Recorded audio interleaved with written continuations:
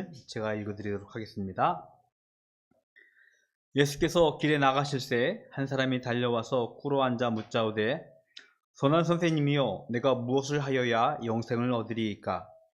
예수께서 이르시되 내가 어찌하여 나를 선하다 일컫느냐? 하나님 한 분 외에는 선한 이가 없느니라. 내가 계명을 안 하니 살인하지 말라, 간음하지 말라, 도둑질하지 말라, 거짓 증언하지 말라, 속여 빼앗지 말라, 내 부모를 공경하라 하였느니라. 그가 여짜오되 선생님이여 이것은 내가 어려서부터 다 지켰나이다. 예수께서 그를 보시고 사랑하사 이르시되 내게 아직도 한 가지 부족한 것이 있으니 가서 내게 있는 것을 다 팔아 가난한 자들에게 주라. 그리하면 하늘에서 보화가 내게 있으리라. 그리고 와서 나를 따르라 하시니 그 사람은 재물이 많은 거로 이 말씀으로 인하여 슬픈 기색을 띠고 근심하며 가니라. 아멘.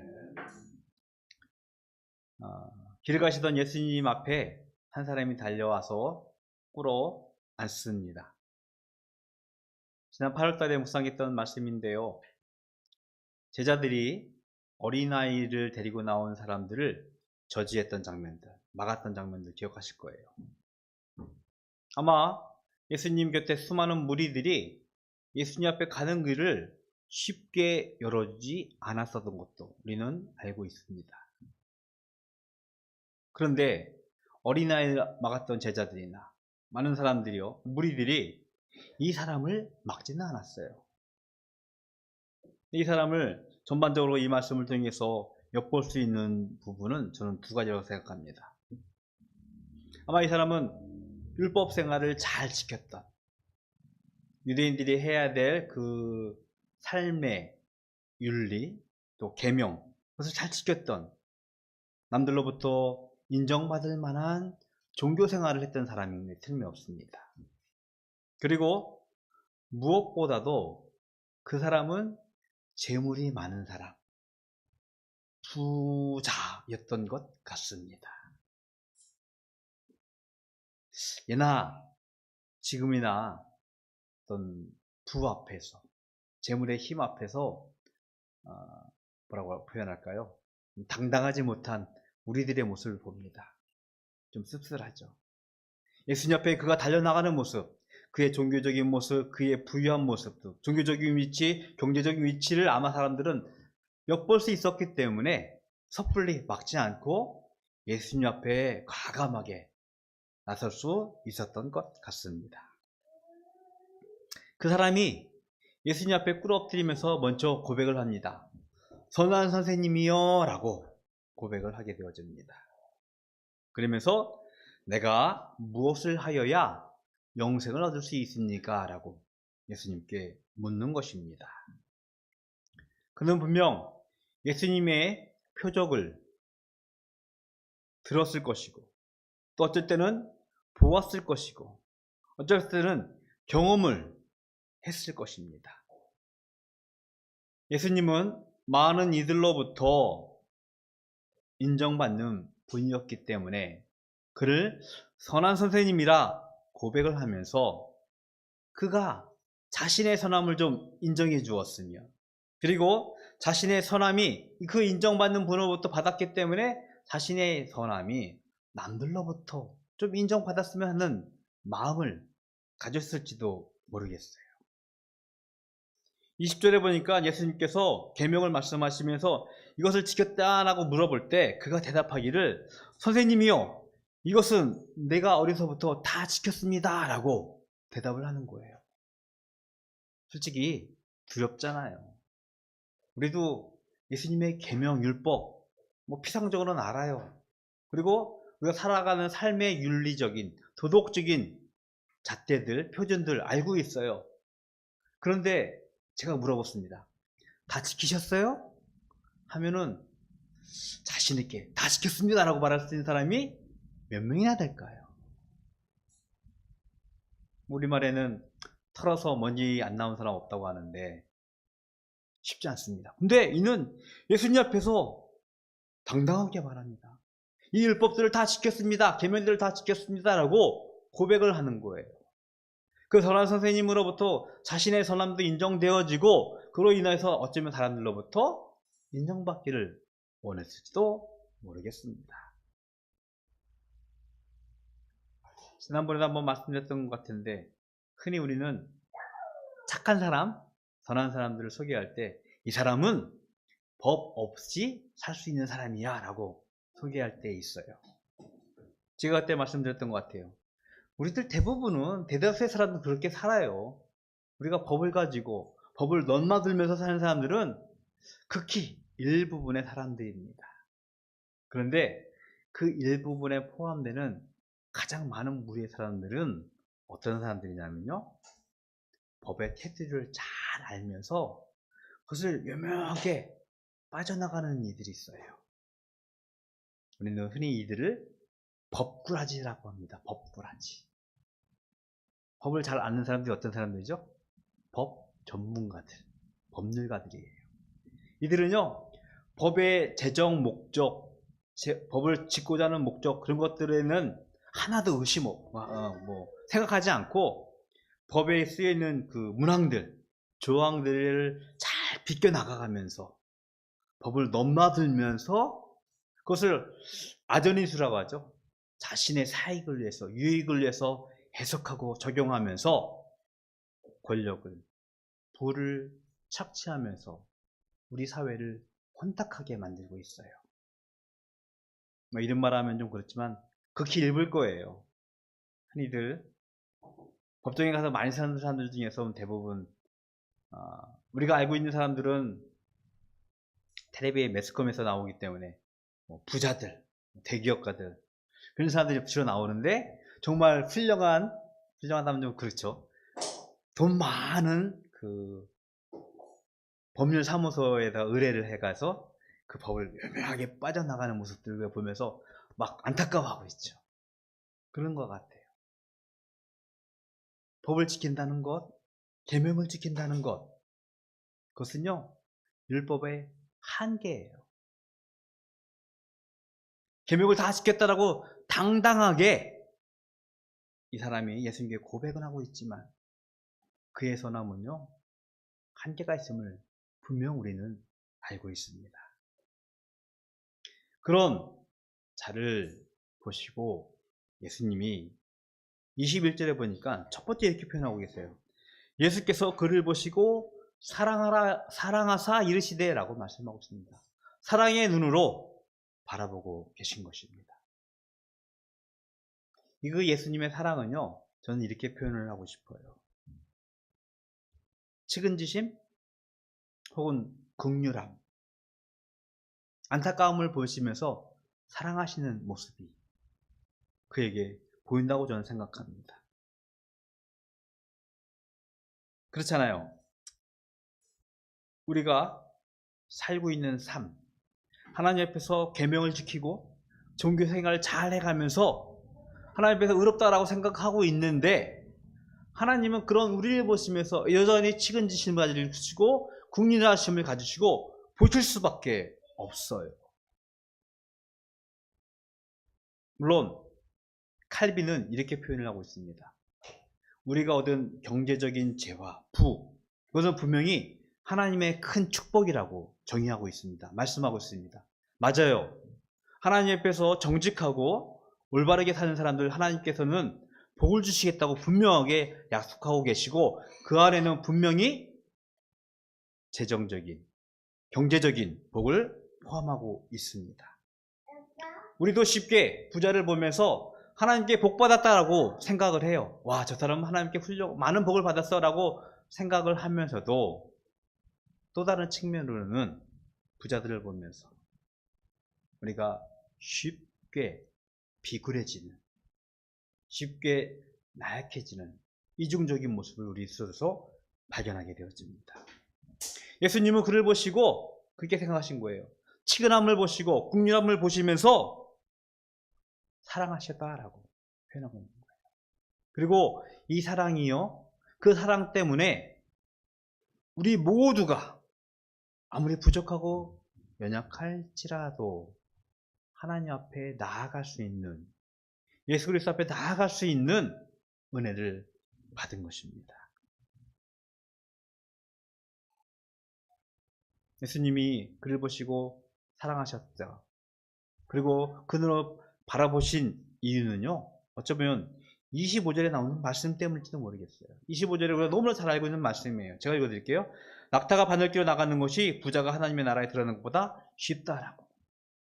부자가 하나님 나라에 들어가는 것이 너무나 어렵다는 걸 예수님 알고 계셨기 때문에, 그 청년을 그 사람을 알고 있었기 때문에 예수님은 그를 사랑하는 눈으로, 치근한 마음을 가지고, 국률한 마음을 가지고 보신 것입니다.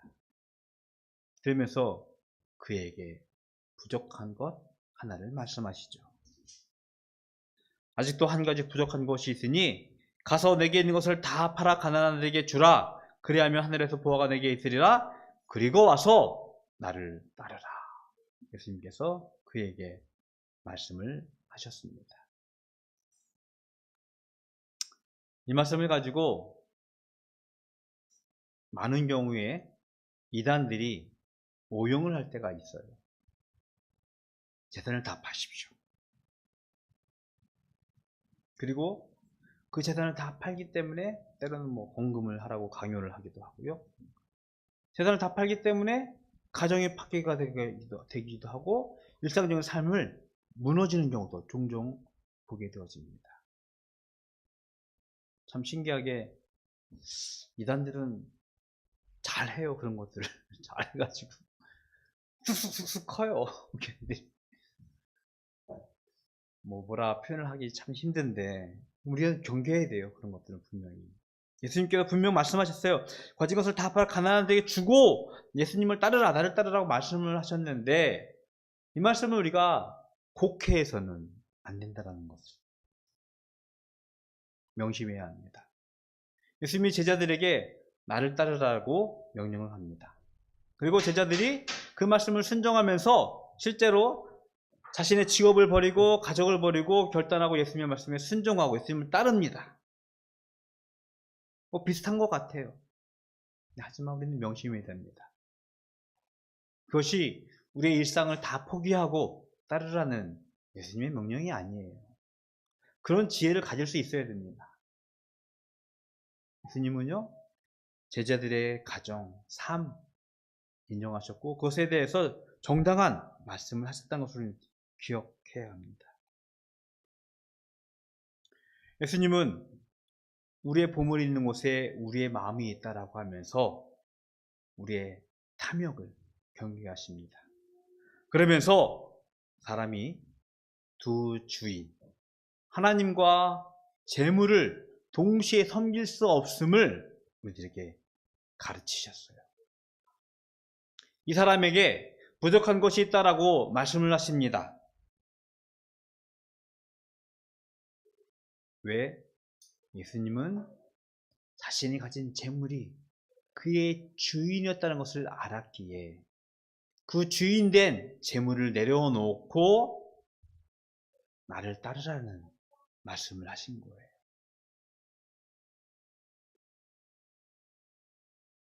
성경을 하나 좀 제가 읽어드리도록 하겠습니다. 요한복음 3장 5절의 말씀입니다. 예수께서 대답하시되 진실로 진실로 내게 이르노니 사람이 물과 성령으로 나지 아니하면 하나님 나라에 들어갈 수 없느니라. 니고데모라는 유대인의 지도자가 있었습니다. 그가 유대인의 지도자들이었기 때문에 다른 사람의 시선을 피해서 밤중에 예수님을 찾아왔어요. 그리고 예수님과 대화를 하는 가운데 예수님께서 하신 말씀이에요. 사람이 물과 성령으로 나지 아니하면 하나님 나라에 들어갈 수 없다. 물과 성령으로 나지 아니하면 영원한 영생을 얻을 수 없다고, 맛볼 수 없다고 하신 예수님의 말씀인 것입니다. 계명을 잘 지키는 종교생활, 세상이 알고 있는 선한 착한 행실, 기부를 많이 한다든지 가난한 사람들을 돕는다든지 착한 일을 한다든지 계명을 지키는 일, 그것이 아니라 물과 성령으로 난다, 거듭남을 말씀하시고 그것을 통하여 하나님 나라에 들어갈 수 있음을 우리들에게 말씀을 하고 있는 것입니다. 이 사람에게 재물이 주인이었어요. 이 재물로 인하여 물과 성령으로 거듭나는 믿음을 그는 맛볼 수 없었습니다. 잘 알다시피 그는 재물이 많기 때문에 슬픈 기색을 하고 근심하며 예수님을 떠나게 되어집니다. 영생을 얻을 수 있을까라고 질문을 하러 왔지만 그는 영생을 맛볼 수도 엿볼 수도 없이 예수님을 떠나는 안타까운 결단을 하게 되어진 것입니다. 계명을 잘 지키고 선한 일을 하고 교회 봉사를 하고 열심히 하고 그것을 통하여 하나님 나라 영생을 강요한다면, 이야기한다면, 가르친다면 우리 스스로에게도 그리고 우리 교회에게도 우리는 엄한 하나님의 말씀을 다시 한번 깊이 생각해 보아야 할 것입니다. 예수님은요, 우리에게 말씀하고 계십니다. 물과 성령으로 거듭나는 믿음. 그것을 통하여 하나님 나라에 들어갈 수 있다라고, 그것을 통하여 영생을 경험하고 맛보고 알 수 있고 얻을 수 있다라고 가르치고 계신 겁니다. 선한 일, 계명을 지키는 종교생활, 그것이 아니라 하나님을 사랑하고 그만을 의지하면서 이 땅 위에서 구별된 거듭나는 믿음의 생활을 하는 우리 바닷교회가 되게 되기를 주님의 이름으로 축복을 드리겠습니다. 모든 재산을 팔아서 가난한 자들에게 나누어 주고 나를 따르라는 예수님의 말씀은요, 우리의 주인을 바꾸는 이 세상의 재물, 이 세상의 권력, 이 세상의 행복이 아니라 하나님을 우리의 주인으로 섬기라는 삶의 전환을 이루라는 거듭나는 믿음을 우리에게 말씀하신 예수님의 말씀입니다. 이제는 우리의 옛사람을 벗어버리고 이 말씀을 통하여서 오직 하나님만을 사랑하고 오직 하나님을 우리의 주인으로 삼는 새로운 피조물, 거듭나는 믿음으로 살아가는 우리 모든 바닷교회 가족이 되기를 주님의 이름으로 축복을 드리겠습니다. 기도하겠습니다. 하나님, 감사합니다. 여전히 부족하지만 여전히 탐욕으로 게으름에 살고 있지만 하나님께 우리를 늘 사랑하시며 우리를 바라보고 계십니다. 그 하나님 앞에 이제는 우리가 거듭나는 믿음으로 오직 하나님을 주인을 섬기고 살아가는 삶을 살아가는 죄들 되게 하여 주시옵소서. 이 땅 위에서 가진 재물, 권력, 욕심, 많은 것들을 이제는 내려놓고 오직 하나님을 바라볼 수 있는 믿음을 허락하여 주시옵시고 그로 인하여서 이 땅 위에서 구별된 거룩한 삶을 살아가는 저희들 될 수 있도록 주님 축복하여 주시옵소서. 하나님 이 시간에 구별하여 예물 드립니다.